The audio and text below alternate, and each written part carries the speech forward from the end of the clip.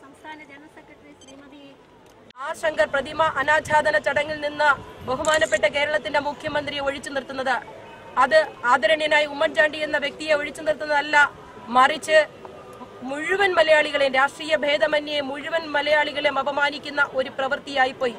ആ പ്രവൃത്തിക്കെതിരായിട്ട് വിവിധ കോണുകളിൽ നിന്ന് രാഷ്ട്രീയ വ്യത്യാസമില്ലാതെ ജനങ്ങൾ ഒറ്റക്കെട്ടായി പ്രതികരിച്ചിട്ട് പോലും ആ പ്രതികരണത്തെ ചെവിക്കൊള്ളുവാൻ തയ്യാറാകാതെ ധാർഷ്ട്യത്തോടുകൂടി SNDP യോഗത്തിന്റെ ജനറൽ സെക്രട്ടറി പ്രസംഗിച്ചുകൊണ്ടിരിക്കുകയാണ്, പ്രവർത്തിച്ചുകൊണ്ടിരിക്കുകയാണ്.